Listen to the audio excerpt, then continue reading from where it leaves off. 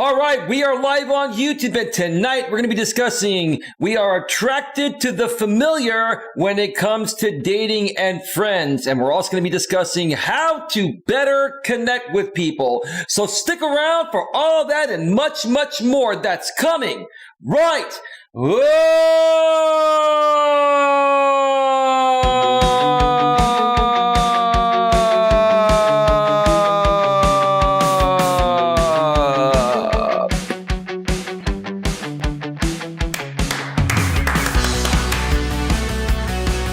Live from Northern California, welcome to Navigating the Modern World with Coach Eli. And if this is your first time here, and most importantly, you are open to suggestions and change, please consider subscribing and then banging that bell. And after you bang that bell, when that pop-up box pops up, make sure you select all notifications, because that way you won't miss a single thing. You will not miss anything when it comes to getting a better grip on your life. And also make sure on your smartphone, your tablet, your iPhone, your Android, or anywhere that you have the YouTube app installed on, you must also make sure that the YouTube app is set to receive those notifications at a device level. When you do all of that, I'll give you a big round of applause. A real round of applause. And like I always say when I do that, I'll even become a little more modern too and give you a digital round of applause as well. But I am one that more so firmly believes in the digital, no, not digital, what am I saying? In the real round of applause. Sorry about that. Man, I'm becoming too modern. I need to go back to my Generation X roots. No, I am one that more so believes in the real round of applause. I am one that more so believes in human interaction. This digital world that we all live in today has tremendously shifted people's focus, and has just changed the way people are and people associate with each other. There's nothing wrong with connecting with people initially and keeping in touch with people on, a digital platform or a smartphone or a tablet or laptop, desktop, or any social media, site. But for Christ's sake, if you never take it to in person, then, what does that do for you? Seriously. What does that do for you? I think what I'm going to do one of these days is do a show on cyber relations. And I'm going to try to do it as professionally as possible so I can do it and remain advertiser friendly and stay monetized. I'm not trying to violate any guidelines, and I'm not trying to be a jerk. I'm just trying to, state what people actually do nowadays in this modern world. And, folks, if this is your first time here, or you've been here before and you come back and forth, what is the value of this channel? What is the value of my coaching business and coaching services? Well, I talk about things here that pretty much no one else talks about, or if they talk about them, they leave a whole bunch out because people fear the repercussion. People fear like they're going to be attacked for stating what's actually happening. That's all I ever do. That's all I've ever done is talk about what actually happens in this crazy digital modern world that we all live in, right? Anyway, welcome to the show, everyone. We have Mutt Nuts Reviews in the house. Mutt Nuts Reviews. Let me see here. Give me 1 second here. Yes. Okay. Stream status is good. Just got to check and make sure everything is running smoothly. We're good to go. How's everyone doing tonight? Welcome to the show.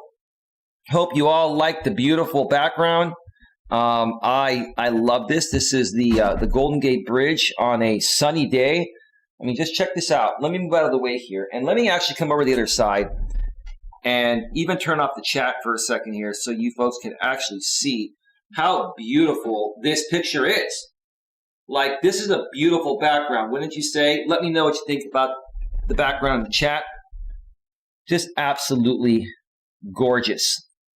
And I used this background today because I went and ran some errands earlier, and my car's outside temperature gauge said it was 95 degrees. So it's 95 degrees in Redwood City today. Redwood City is known for having the best climate in the U.S. and the third best climate in the entire world. We live in a microclimate, which is halfway between Redwood City is halfway between the Pacific Ocean, which is west of where Redwood City is at and where I live, and then to the east of us is the San Francisco Bay. And as you go further north, along the bay, towards San Francisco, once you hit San Francisco, the Golden Gate Bridge is the gateway to the Pacific Ocean. So basically, the bridge you see over here is the gateway to the Pacific Ocean from the San Francisco Bay, or if you look at it the other way around, it's the gateway to the Bay Area, from the Pacific Ocean. But the Pacific Ocean is the main body of water. The SF Bay is like a spillover. So in order to get to the Pacific Ocean, you have to go underneath the San Francisco, the Golden Gate Bridge. Did I say Bay Bridge? I'm screwing up here. This is the Golden Gate Bridge. Did I say Golden Gate Bridge? The Golden Gate Bridge is, I can't remember what I said, but if I screwed it up, the Golden Gate Bridge is the gateway to the Pacific Ocean from the SF Bay. So we have a microclimate here in Redwood City, which is what I'm trying to say. And that microclimate typically keeps the weather about 10 to 15 degrees cooler. So if it wasn't for the microclimate that I'm mentioning here right now, it would be like 105, 110 degrees. So thank God for that. And that's what we pay for out here. That's why we pay a lot of money. We have the great microclimate type of weather. If you go, 60 miles east, 70 miles east to the Central Valley, where the Central Valley, the gateway to the Central Valley is through a town called Tracy, and then you have Stockton, Modesto, etc. It's probably about 105 and 110 over there. So they probably got their air conditioners on full tilt. I don't have any AC on right now. It's not technically hot enough for AC.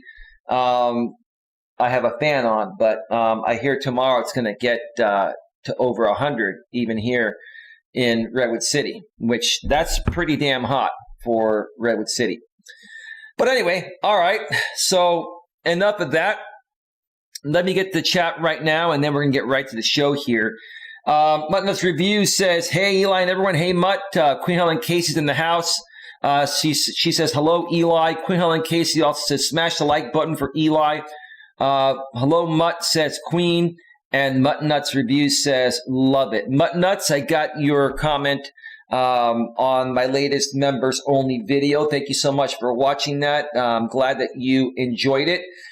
Folks, members only videos are back. I'll be doing a brand new members only video each and every day this week, and typically I'll be doing them Mondays through Fridays with an occasional day or two off every now and then. So if you want some additional content that's not available publicly, it's going to be motivational and inspirational content. Typically, the videos will be 5 to 10 minutes long. Sometimes they might be a little bit longer, depending on, what type of content I put out on that particular day. But if you want access to that, become a channel member today. I have 5 channel member packages, and all 5 packages get you the exact same thing. The only difference is how much do you want to sponsor / donate to this channel per month. The minimum package is $4.99. It'll get you the same thing as the maximum package, $99.99, which is the super fan sponsor package. And then there are packages in between, $9.99, $24.99, and $49.99. Pick one, whatever you can afford. Even if you can only afford the $4.99, choose that, and you'll get access to members-only videos and occasional members-only live streams, which will start once I get about 30 to 40 members or so. And in addition to that, this is unwritten on my packages. members that I can verify are actually real people and not trolls and haters that are just trying to sign up for my members packages to steal my content. You will get additional perks such as access to my Discord.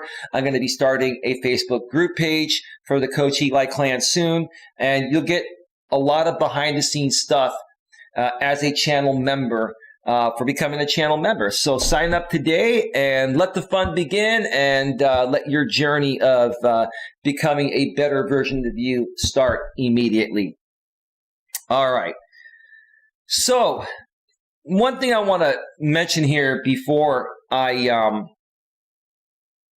discuss the topic here. There's one thing that really bugs me about YouTubers in general, or people that create content. And that's why I changed up the way I'm doing my live streams, effective several days ago. I cannot stand it when people take forever to get to the point. You know, people will set up a live stream, and then what they will do is they will create a title that's engaging, that gets everyone to show up. And then they take like 30 to 45 minutes to an hour to start talking about the topic. And what do they do in the beginning? Well, you know, they talk about, you know, what's been going on with their day. Okay, that's fine. Then they talk about, you know, then they start to do what's called shilling all of their merchandise, shilling all their sponsors, and just, you know, talking about, you know, things that are not relevant to the topic. And I got to tell you folks, you know, if you take too long to get to the topic that you know, put on your live stream title, or even if it's a pre-recorded video and you take too long to get to the actual purpose of your video, you're going to lose people.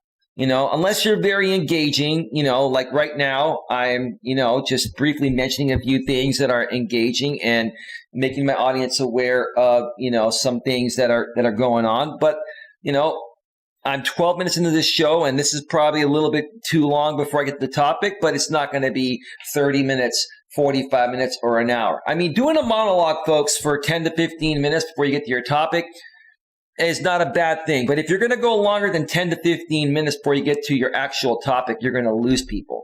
And I've just seen many live streams lately where, you know, they put a fancy topic, a great thumbnail to get people to show up, and then, you know, they're not even talking about the topic until 45 minutes or an hour into it. Yeah, that's just pretty sad. Stephanie Ellis, aka Super Steph's in the house. Hey, I'm here. Just finished playing Monopoly with a friend online. I didn't even know you could play Monopoly online. Super Steph, welcome to the show. Stephanie Ellis, aka Super Steph, moderator and channel member. Mutt Nuts is also a moderator and channel member. And Queen Helen Casey's here, who's a moderator here at this channel. And thank you so much, ladies, for being here. Lots of ladies in blue and green, because the green is the membership color, and then blue is the moderator color. So we're just going to say lots of ladies here in blue, so the chat is nice and safe. All right, so let's get to the topic here today, folks, because I have another amazing blog posting to go through from one of my favorite sites. If you've been following me for a while, you know one of my favorite blog sites is Psychology Today. I'm really into psychology, and you know, even though I don't have a psychology degree or a licensed psychologist, you know, I like to share my opinions about, you know, topics referring to psychology. Nothing wrong with that. Nothing wrong with sharing your opinion about psychology topics. I'm not, you know, diagnosing anybody, and I'm not, you know, prescribing any medication. So I'm not doing anything illegal, just to clarify it for those that may think otherwise. But, and Super Steph says, well, Mutt says, hey, sissy. Super Steph says, hey, Mutt. Mutt Nuts Review says, blue and green make one of my favorite colors, teal. That's awesome. That's fantastic there, Mutt Nuts Reviews. Awesome. But yeah, so stay tuned. That blog is going to be coming very shortly, because I'm going to try to, you know, keep this show to an hour, hour and 15 minutes, an hour and a half max. And I'm going to try to do it without a break. I'm doing a lot of test marketing here on my channel lately. I have noticed that my average view duration and my views have started to come back up. So I'm testing a bunch of things. And today I'm going to test keeping this show as short as possible, not doing any entry music in the beginning, and not taking a break in the middle, and seeing what that does to the numbers. So let's get right to the topic today is we are attracted to the familiar when it comes to dating and friends, like I put in parentheses, and how to better connect with people. We are attracted to the familiar, dating and friends, and how to better connect with people. Let me ask you, ladies in the chat, when I state we are attracted to the familiar, what do you think that means to you? Or what does that actually mean to you, which is what I'm trying to say. Not what do you think. What does that actually mean to you? Because when I first heard about this topic presented this way, I was watching a video from another coach that I follow out here. No, it's not Coach Corey Wayne. I do follow Coach Corey Wayne. He's a great guy. And there's nothing wrong with coaches following other coaches. We actually learn from each other. Folks, just because someone's a coach, like I keep mentioning, doesn't mean that we don't learn something new every day or learn from other coaches. That's part of being open, right? So I've been following Coach Corey Wayne for a while, but this topic, I actually saw a video almost a year ago, I believe, when it was first released by a psychotherapist named Craig Kenneth. This guy actually has a psychology degree, and he's also a coach. And he basically, for the most part, coaches people how to find true love, how to sustain your relationships, your marriages, and if they start going south, how to give how to go about it to give yourself the best chance of rekindling that relationship that just failed or marriage that just failed, if it's even possible.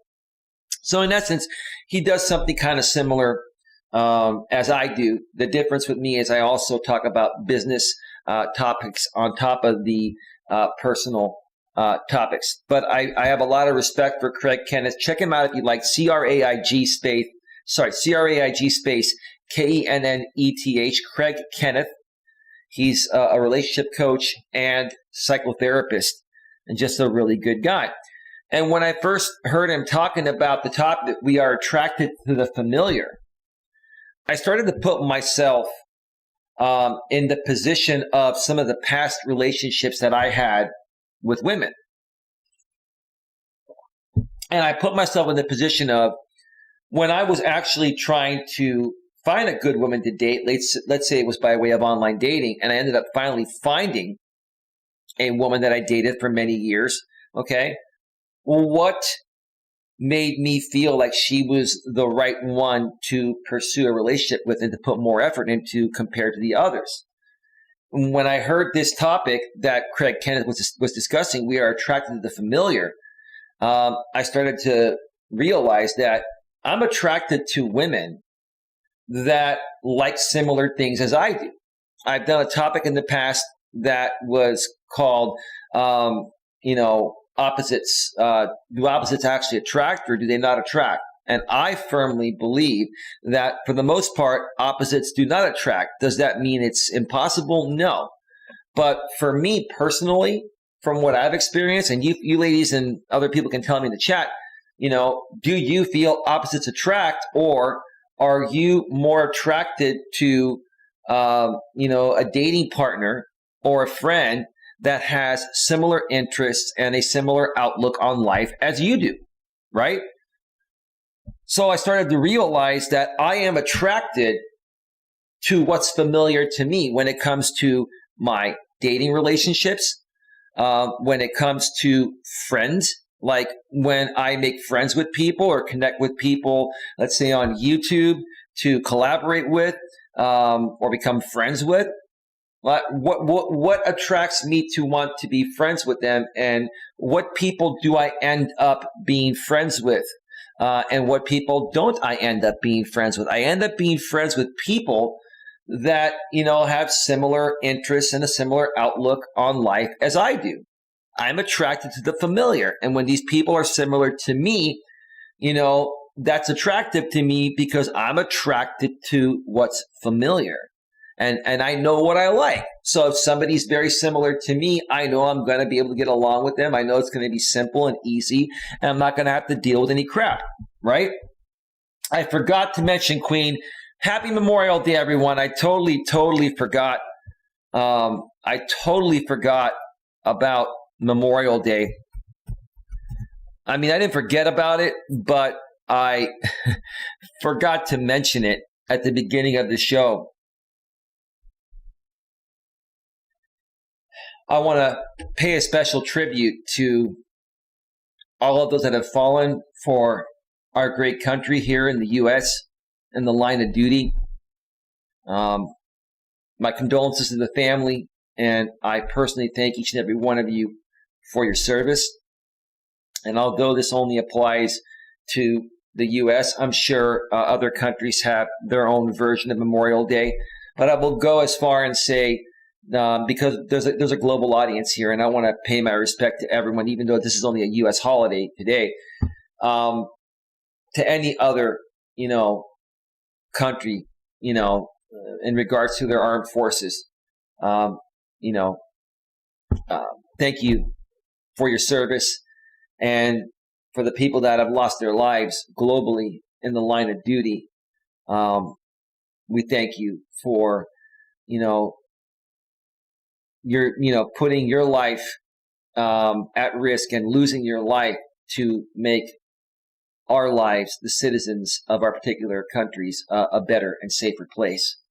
So thank you very much, Queen Helen Casey, for reminding me. I really get so passionate into these topics here, and sometimes I forget one of the most important things, such as an important holiday as Memorial Day. So thank you so much for reminding me about that. All right. So yeah, I'm still, let me see. To me, Mutton's review says, to me, it means do the same things all the time and not stepping out of your comfort zone.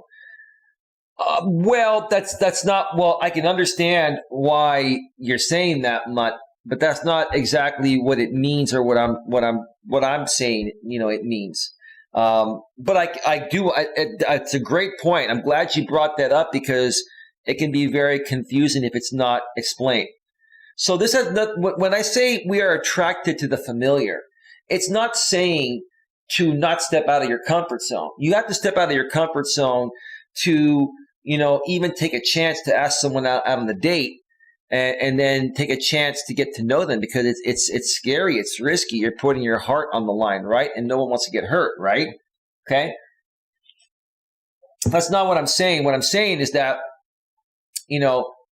if you are so in tune with yourself, and you know yourself, and you know what you like, you're going to naturally be attracted to people that like similar things, right? That doesn't mean they have to like every single thing you like. You're never going to connect 100% with anyone.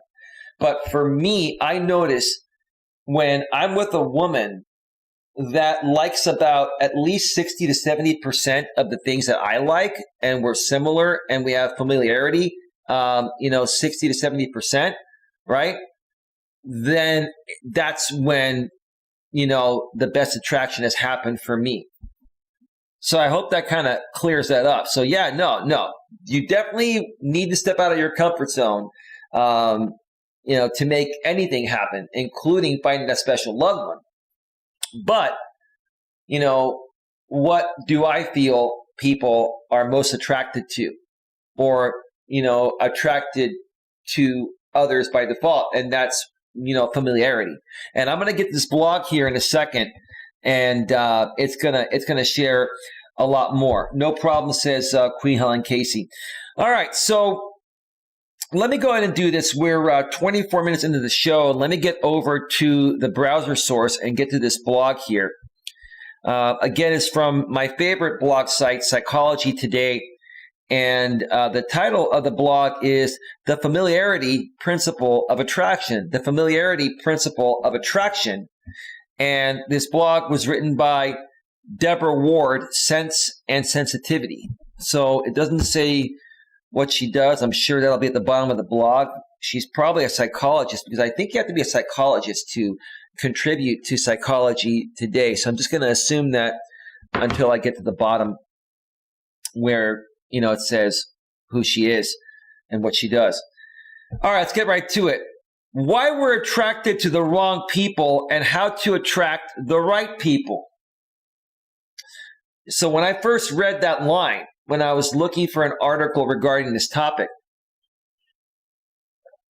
I was like, is this going to make sense with my show and how I feel about it? Is it in alignment? And then I read the whole thing and I'm like, okay, now I get it.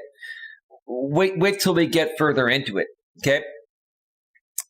And this was written on February 10th, 2013. So we're looking at about little over 7 years ago. It's still very current. Highly sensitive people face unique challenges when it comes to finding and maintaining healthy relationships.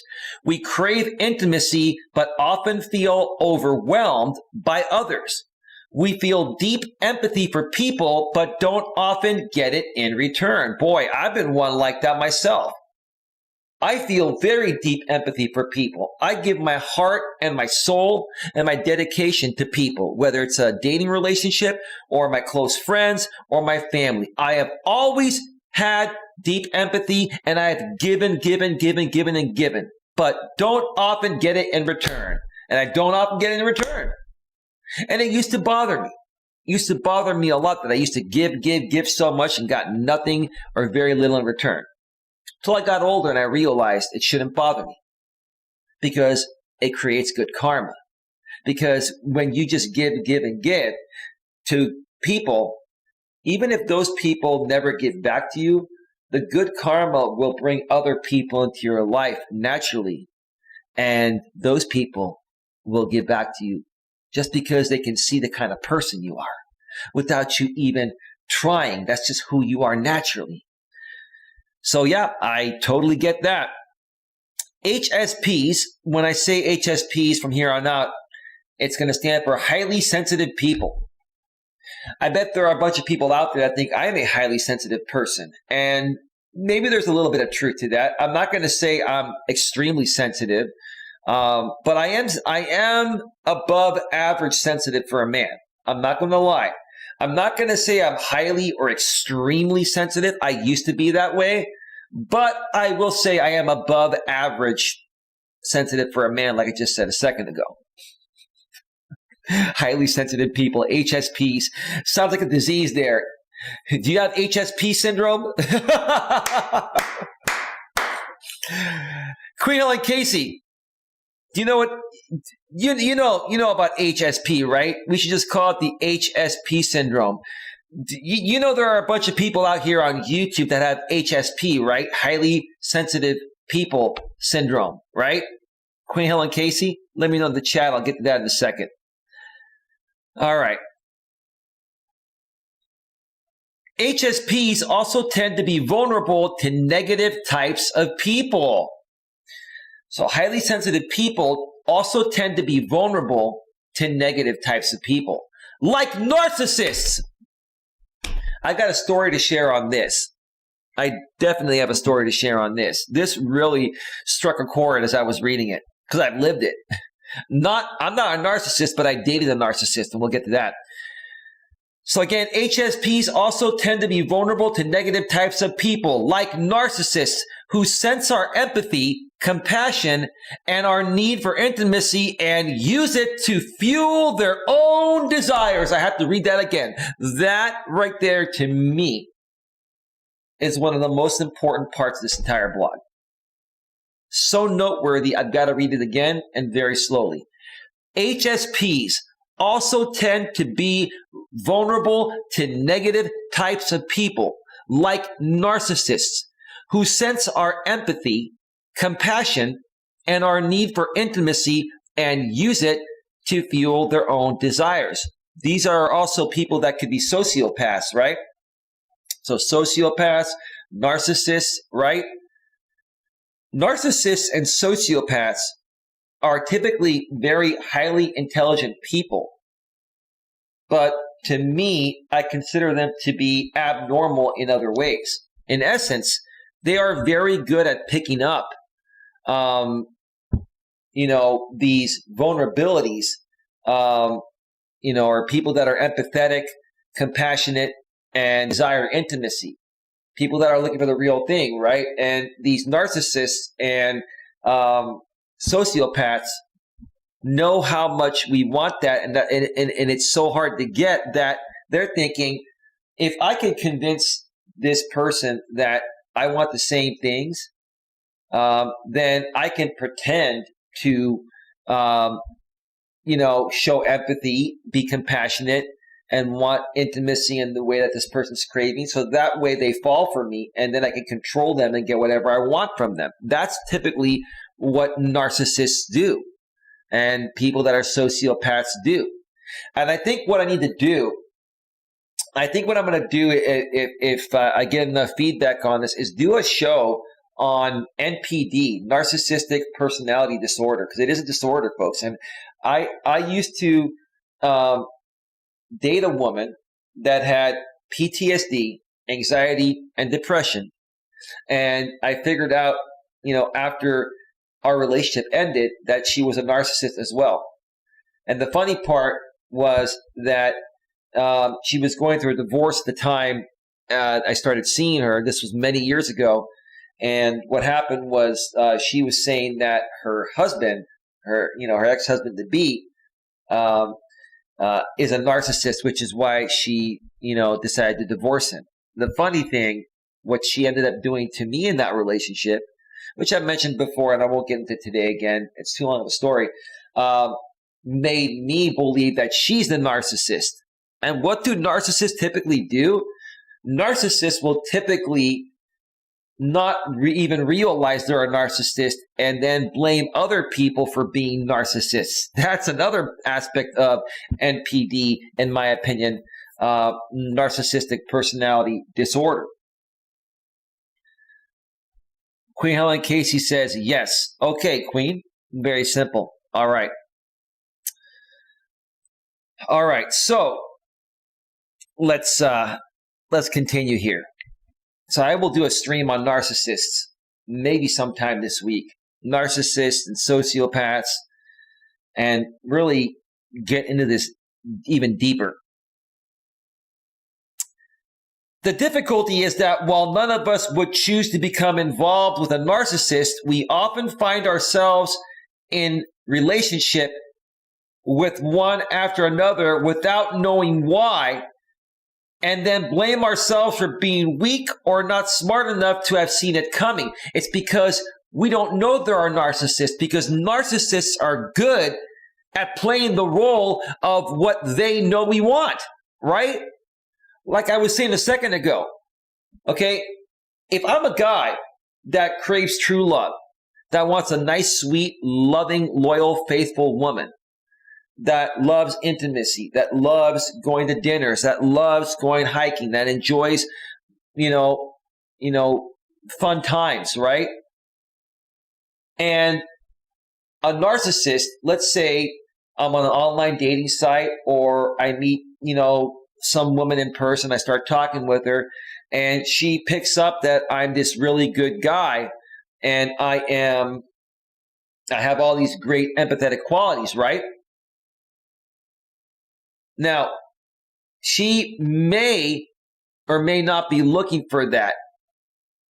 But even if she's not looking for that, but needs help from a man regarding something else, she might end up playing the role of what she thinks I want or knows I want to lead me to believe that she's that perfect woman I've desired and have had difficulty finding. Then she'll reel me in and then get me emotionally attached. And what happens once I'm emotionally attached? She gets whatever she wants from me. And that's what happened with one of my exes many years ago when she was going through divorce. She needed me to be there for her to help her through that divorce. She couldn't have done it without me. But she led me to believe that she really loved me and really wanted to be with me. And yeah, we had great intimacy for a while and we went out and we did things.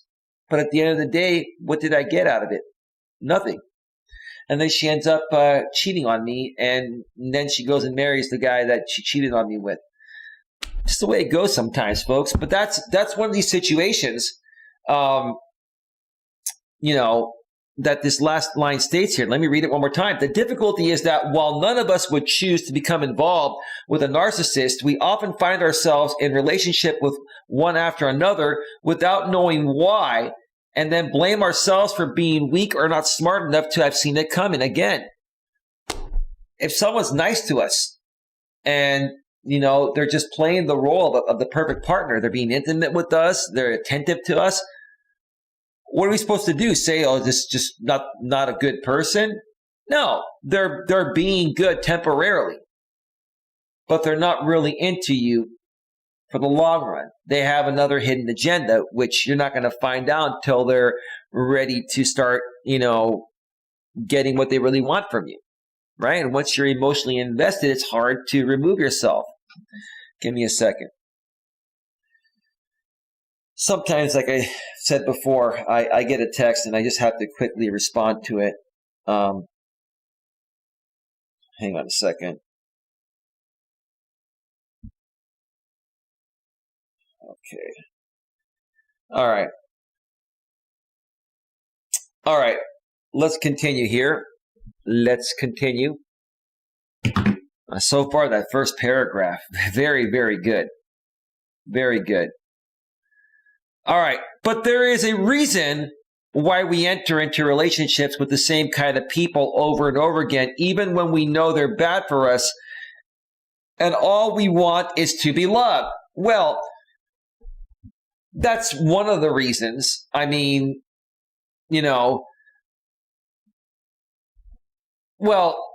what that line is saying is that you don't know whether someone's a narcissist, a sociopath, or not when you first meet them, because narcissists and sociopaths appear to be the same exact way as somebody that would genuinely want to have that relationship with you.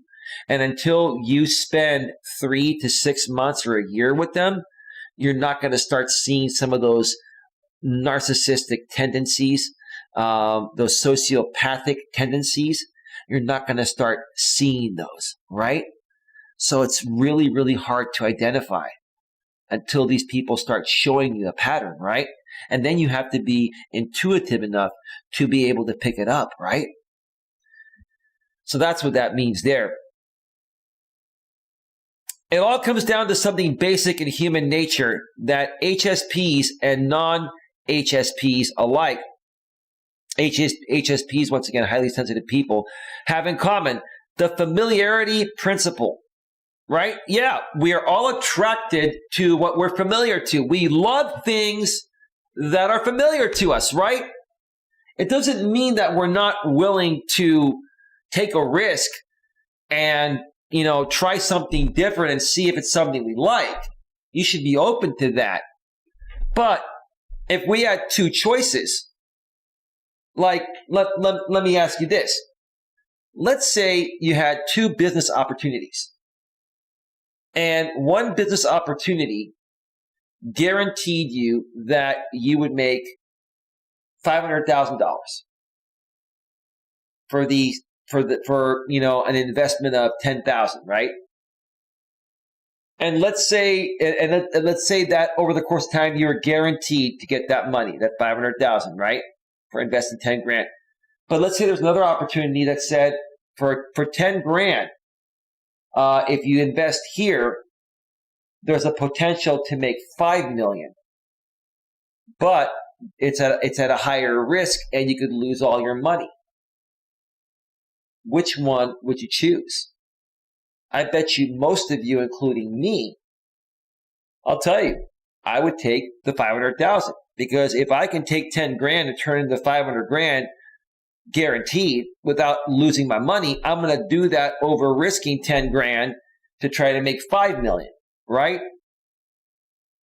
So what I'm saying is that this is the same concept. We're attracted to what's familiar because it's something that is not a risk. It's more safe.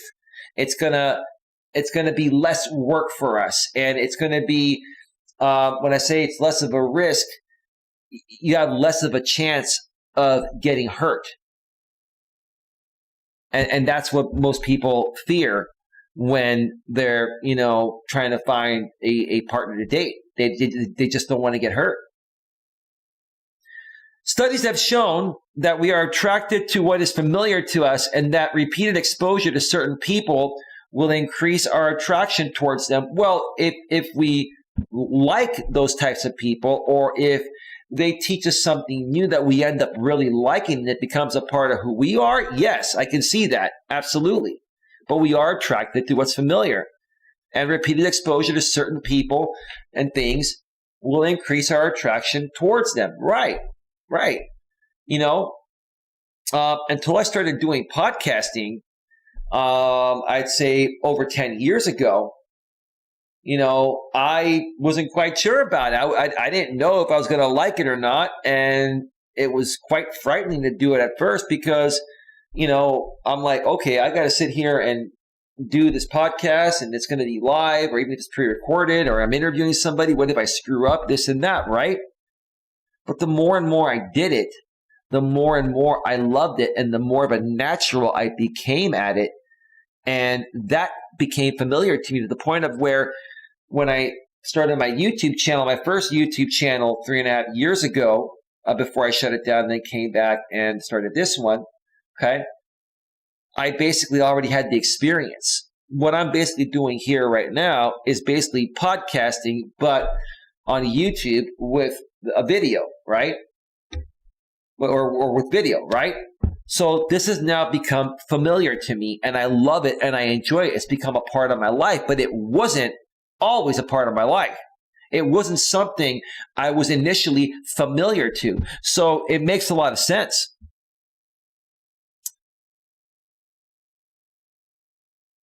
And look at the next line here. We are attracted to familiar people because we consider them to be safe and unlikely to cause harm. Boy, the next line said what I just said with my critique. My commentary. We are attracted to familiar people because we consider them to be safe and unlikely to cause harm. There's not a human being on the planet that wouldn't agree with that.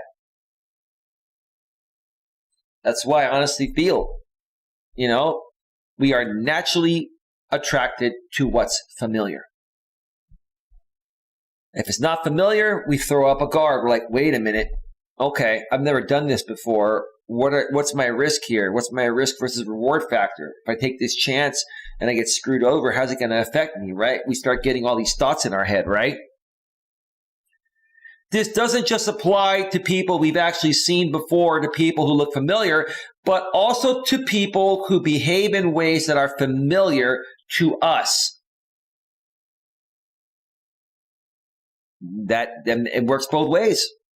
This doesn't just apply to people we've actually seen before or to people who look familiar, but also to people who behave in ways that are familiar to us. Yeah, absolutely. Give me a second here. Let me see.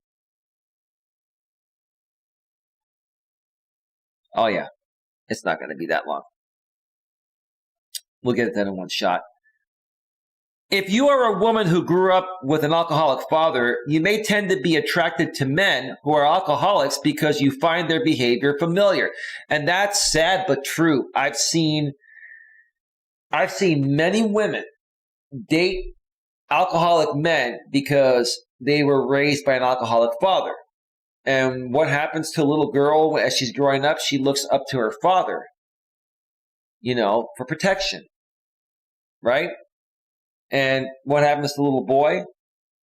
They look up to their mother, to figure out the type of woman that they're attracted to. So for a little boy, their mother and the way she behaves is going to have a huge part in what he's attracted to and the type of woman he's attracted to as, he gets older and starts dating. With a woman, she looks at the same principle through her father and, the type of person he is. So because this chick's father, was a drunk, she's now attracted to drunks. It's sad but true. Again, we're attracted to familiar, right? She grew up with an alcoholic father. That's all she knew. She thought that was normal, which is not. It's not, but you know what I'm saying, right?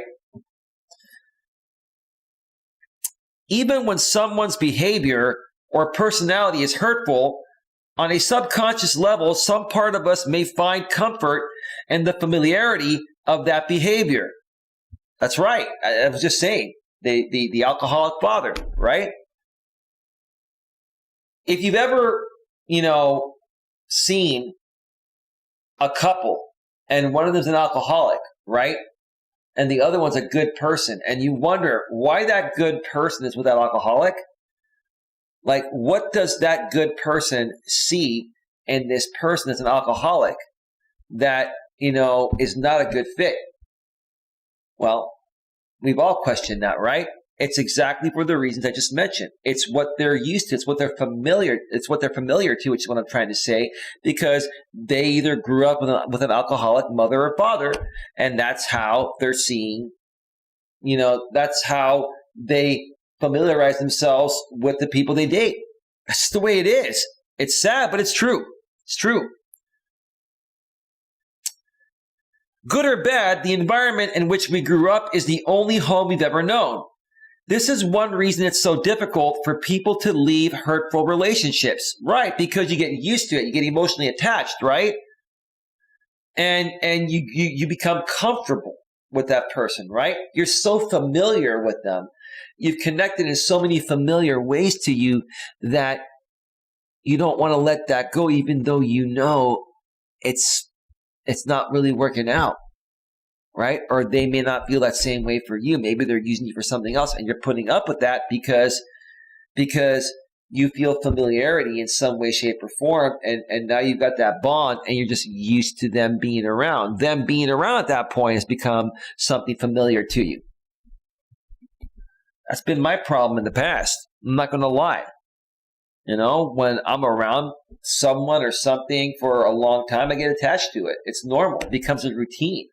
And when you have to break that routine, it hits you. Even as a man, even if you're a strong, emotionally stable man, it's going to hit you emotionally. And it's done that to me a time or two in the past. Trust me. No one's exempt from this. Even men, including men, which is what I'm trying to say. Good or bad, the environment in which we grew up is the only home we've ever known. This is one reason it is so difficult for people to leave hurtful relationships. I just read that.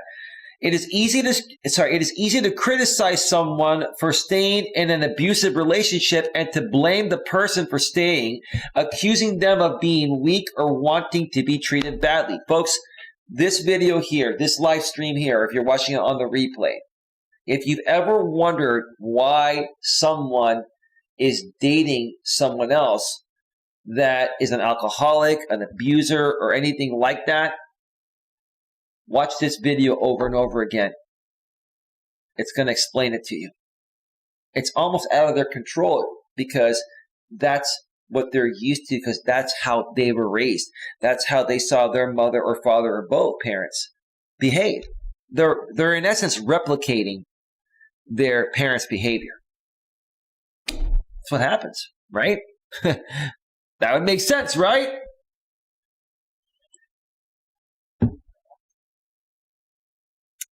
Okay. But no one wants to be treated badly. No shit. I'll read that again. But no one wants to be treated badly. It is hard to leave because besides the issue of having nowhere else to go, well, you think you have nowhere else to go. the truth of the matter is you do have other options, right? But then you have to put yourself back out into the dating world, start over. And we know how hard it is to find someone to connect with in the first place. We know how hard it was to find this person when we initially first met them. So we know how hard it's going to be to replace that person. So we try to stick to it, which is not the right thing if it's not working out. So yeah,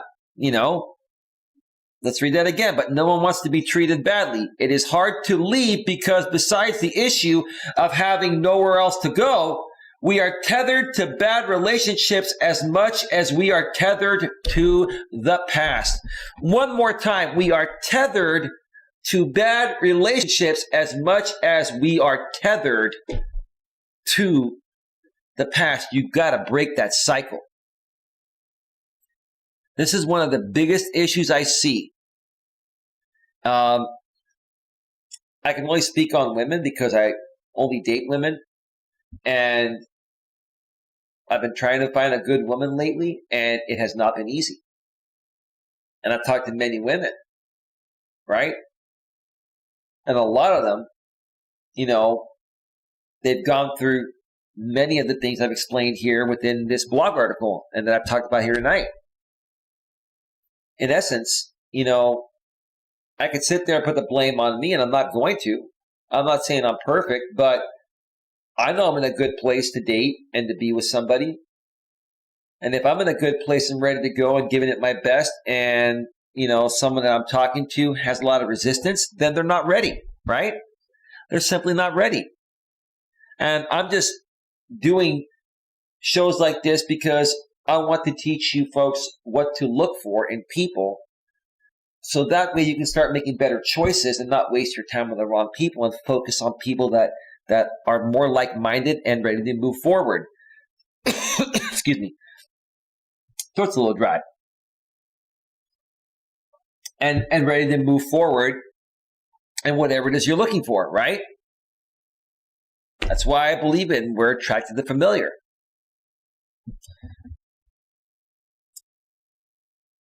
Let's see here.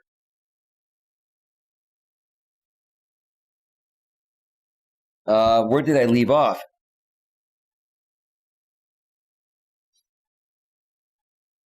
Let me see. Okay, by becoming aware of the patterns of your relationships, you can see what exactly you are attracted to. Okay, give me 1 second here. Okay, we've got nothing happening in the chat. Let me just make sure that we're still good. And it looks like we are okay.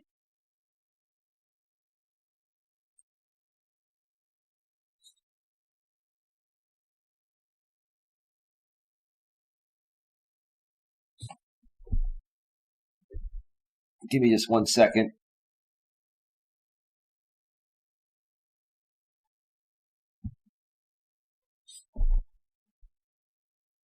All right, can you just give me 1 second here, please?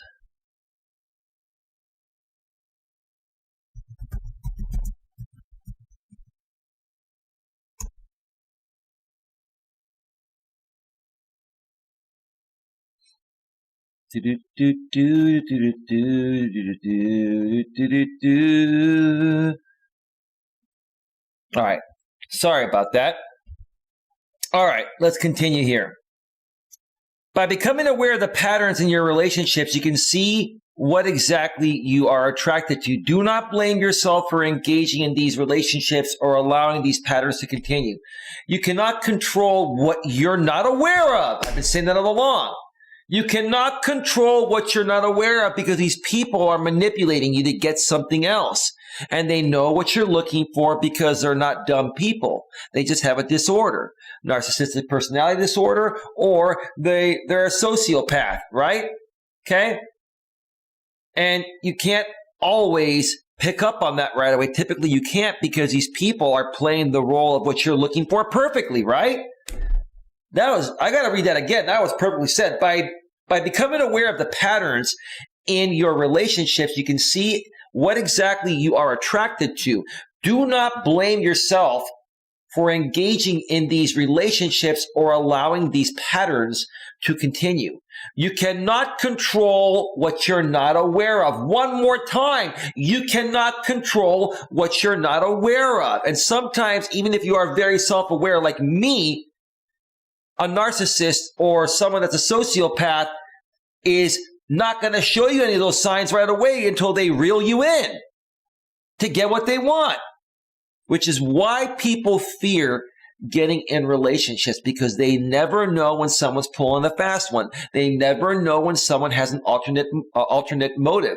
They never know when someone's a narcissist or a sociopath or even a psychopath, right? You just never know, because initially these people are so intelligent, they know how to play you to get what they want from you. And they know what you want, so they give you what you want initially to reel you in to get what they want in the end. Wow, I couldn't have said it better myself. This is a great, if you think this is a great blog, can you please put a 1 in the chat? If you think this blog has a lot of value and this topic makes a lot of sense, please put a 1 in the chat. If not, if you think it's boring as hell, put a 2. Wow. But you can develop awareness and create a new pattern. Look back at your relationships and you might discover, for example, that what all your boyfriends had in common was a controlling nature. I remember seeing this back in high school. Some of my guy friends were very controlling of their women, of their girlfriends, and the women put up with it. It's just sad, right? For me, I was just a cool, laid-back, nice, sweet guy. And I had a great relationship with my high school sweetheart. It ended up not working out, obviously, but while we were together, it was great. And I was never controlling, and she never controlled me. It was just natural. That's the way it should be. But some people, because they're very insecure, or they have narcissistic personality disorder, or they're a sociopath, right? Or they have some other mental or emotional sickness that has not been treated. I mean, you got to watch out for those people. But it, like the blog says, and I've been saying all along, sometimes you just can't see that right away, which is what creates people it basically makes people their guard up. That's why people are so guarded. It's not that they don't want to give someone a chance. It's they just don't know who they can and can't trust. They don't know who's mentally or emotionally sick. And they won't know for a little while. And they don't want to get wrapped up with someone that's going to create them issues, in the long run, and issues that'll never go away, or even issues that might put them in a serious fear for their life, right? Mutt Nuts Review says 1. Thank you, Mutt. I appreciate the fact that you're getting value here. Thank you so much.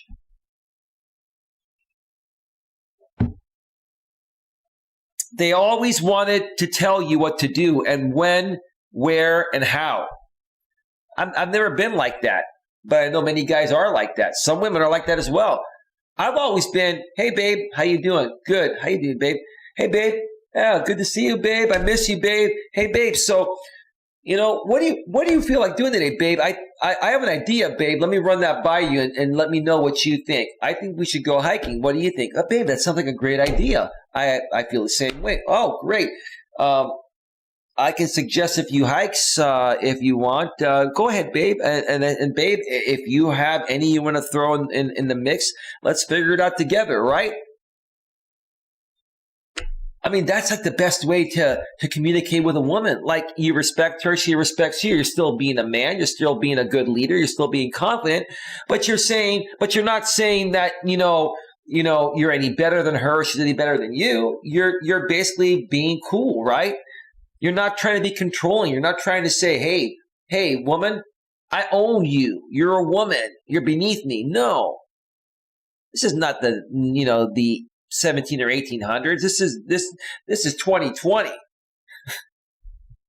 Women today are pretty far ahead. They're much further ahead than they've ever been. And you just don't want to mess with women nowadays. Let's just put it to you that way. I've never messed with women anyway, but you know what I'm saying. You know what I'm saying.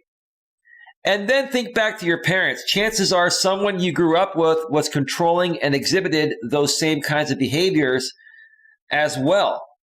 Oh, yeah. Oh, absolutely. I had friends like that. One of my best friends, I've talked about him in the past. I don't know if that video is still up or not. Maybe I'll share that story down the road. I had an 18-year-old friend of mine that I basically had to just, say, dude, we can't be friends anymore. I don't like what you turned into. Like he just really turned into a selfish, egotistical pig, right?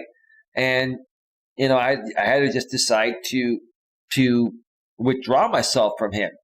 Sometimes you have to do that.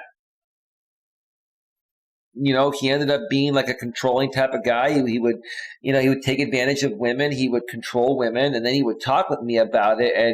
And I would sit there and say, dude, you're so fucked up, man. He's like, come on, dude. It's just women, dude. No, dude, can't you laugh at me? Haven't you had any bad luck with women? I mean, do you think all women are perfect? I'm like, no, I know all women aren't perfect, and all men aren't perfect either, though, dude. But I'm not going to sit here and be judgmental and categorize women at a general basis that they're all bad, right? You're categorizing women like they're all bad. And I don't want to be around or associated with someone like that, So best of luck to you, dude. Well, I'll read that one more time. Chances are someone you grew up with was controlling and exhibited those same kinds of behaviors as well. Yep. And there are more stories I had, but that was just one noteworthy one. Simply making that connection creates an awareness, enabling you to decide what to do. Now, let me see here real quick. Yeah, we're almost done. This is the last big paragraph, and then there's a small one. If you have any questions, comments, or concerns, get them in the chat right now because we are about to wrap this up, probably in about 5 or 10 minutes, 10 minutes or so. So let me see here. All right. Attraction to the familiar is a common and pervasive pattern in all of us. It's normal. In other words, that's what we're used to. That's the safest thing. We know that we like that already. So if we come across people that are very similar to us, we're going to feel much more naturally comfortable around them initially. And if it's like for me, like when I met my ex Dana, there were so many similarities between us. Like our connection was like, boom. It was like instant. Like it was a level 10 attraction on both sides. And that's why, I use her for example purposes, because to this day, I still think she's a good woman. Yes, I'm over it. I'm past it. And I understand why it ended. But that was a woman. When I first connected with her, we met on Match.com many years ago. And when we talked on the phone, like I could feel her excitement, her energy. She could feel mine. And then we met that same night. And let me tell you, man, wow. God, I have never connected with a woman at that level. And I don't know if it'll ever happen again. I mean, maybe it will, maybe it won't. I'm not trying to, be jaded or anything. I'm not, but I'm like, wow, that was just incredible. Attraction to the familiar is a common and pervasive pattern in all of us. But just because you're attracted to someone who is bad for you doesn't mean that you made that choice willingly. Again, this blog is saying the same thing in different words over and over again. It's a repeat. Again, narcissists and sociopaths are not going to show their true colors or cards initially. They're going to be exactly who they know you're looking for. Reel you in emotionally. Once they get a hold of you emotionally and get you wrapped in, then they're going to flip it on you. By the time they flip it on you, you'll be emotionally attached. It'll be hard to go away. And narcissists and sociopaths know that. It doesn't mean that you want that person or that life or that you don't deserve any better. Remember, do not blame yourself. Yeah, again, do not blame yourself, because how are you going to know? And if you don't take chances for true love, if that's what you really want, then how are you ever going to have a chance at finding a real person? I mean, here's the thing. You might date 2 or 3 narcissists without even knowing it, and go through 2 or 3 bad relationships, and then the 4th relationship may be the non-narcissist that you have your life with. So what I'm saying is that you got to start to get in your head that, hey, you got to take these chances, even though you know there are people out there that may appear to be what you want, but actually are not. The bottom line is you're not going to know until you invest time in that person. At least 2 to 3 months before you start seeing any signs. Now, you might get lucky and see them sooner. Depends on how crazy the person is. But typically, when I was with the narcissist, I didn't start seeing a change in her behavioral pattern for about 3 months.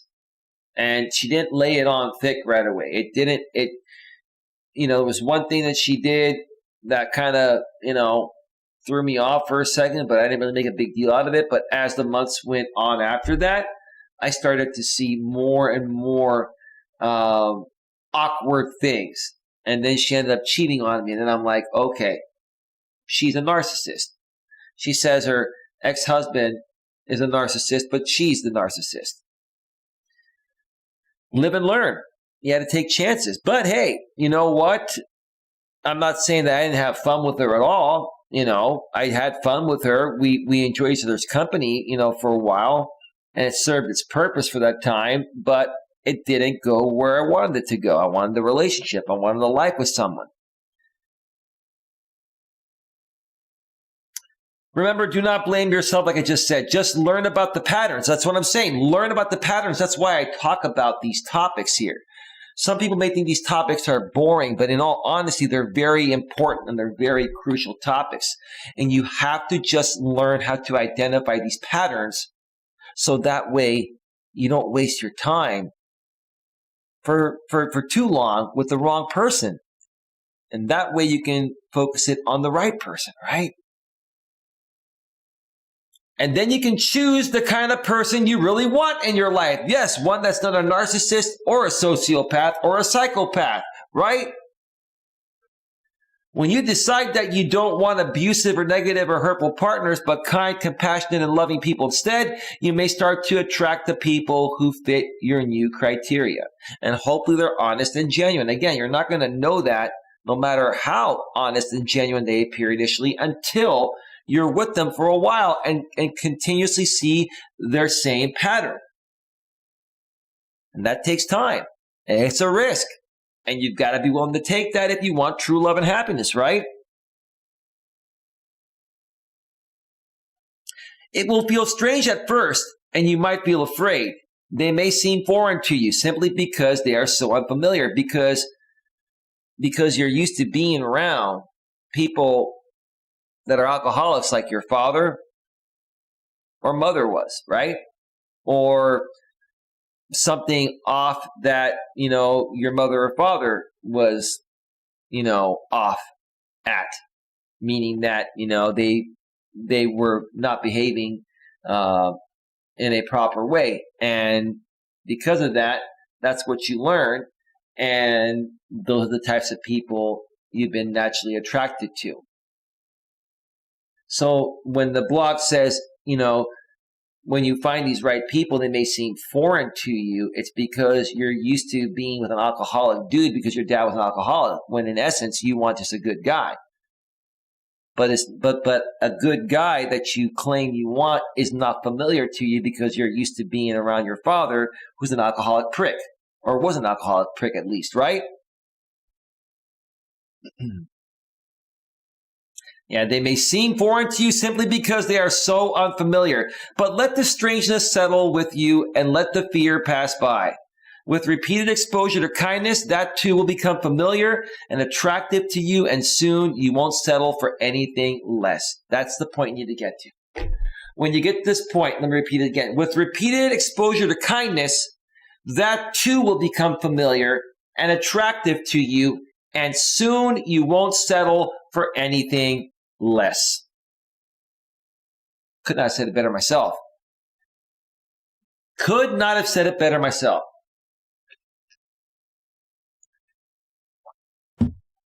It takes time and practice and a conscious awareness of what you're doing to change the kinds of people you attract into your life. Conscious awareness. Easier said than done, but not impossible. I've worked hard to have a conscious awareness. I can help you as well if you want my help, but you have to be open to it.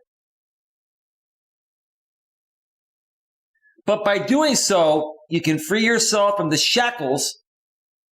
Shackles, that reminds me of something. Inside joke. But by doing so, you can free yourself from the shackles of your past and live the life you want with the kinds of people you want and deserve. That's what I'm here to help you folks out with. I'm here to not tell you what to do. I'm here to help you get what you want. And in order to get what you want, you got to be open to suggestions and change. It's bottom line. And that's that about the author. Deborah Ward is the author of Sense and Sensitivity: Why Highly Sensitive People Are Wired for Wonder, as well as Overcoming Low Self-Esteem with Mindfulness and Overcoming Fear with Mindfulness. This is her website. She's a writer. Okay. She is not a psychologist. At least I don't think she is. About me. I am a writer, editor, and a highly sensitive person.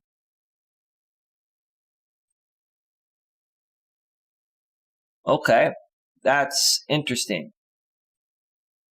Interesting. Okay. Well, let me get this back down to normal there, and let's go back to full screen and start wrapping this show up. We are at 1 hour and 11 minutes, almost 1 hour and 12 minutes. Not bad. Oh, what happened to the chat here? Come on. What's up with the chat? Sometimes it freezes and you just have to, you just have to get it back.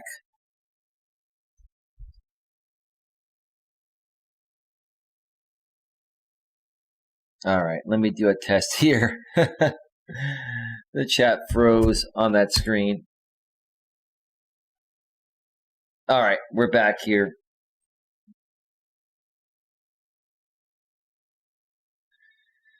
All right. So, folks, we are attracted to the familiar. Nothing wrong with that. Does that mean you should not be open to trying new things? Does that mean you should not be open to suggestions to change? No. You got to be open to things.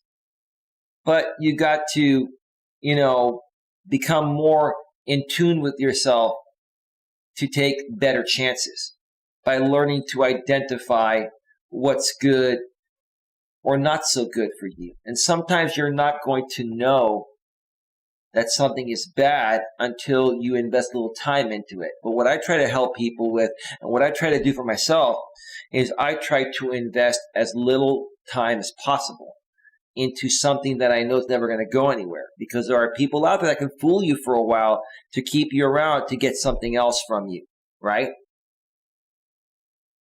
So if you learn how to better identify what's not good for you, at least much more quicker, even if you can't, or much more quickly if you can't figure it out right away. Like I said, sometimes you can't see it right away because these people won't show you. Once you master this, I swear it's going to make a huge difference and impact in your life. Now, the other part of this topic was how to better connect with people. And all I'm going to add to, that is this. I've been already talking about that at the same time. That's why I threw that in the title. How to better connect with people. You have to learn to become more in tune with yourself. You have to learn to become more consciously aware. You have to be, consciously aware to be able to see what's good for you and not good for you and take your best chances. Everything in life is a chance, folks. There's always a chance that anything you put effort into is going to fail. But you got to take chances if you want to be successful at any aspect in life. I'm just here to help teach you folks make and take your best chances.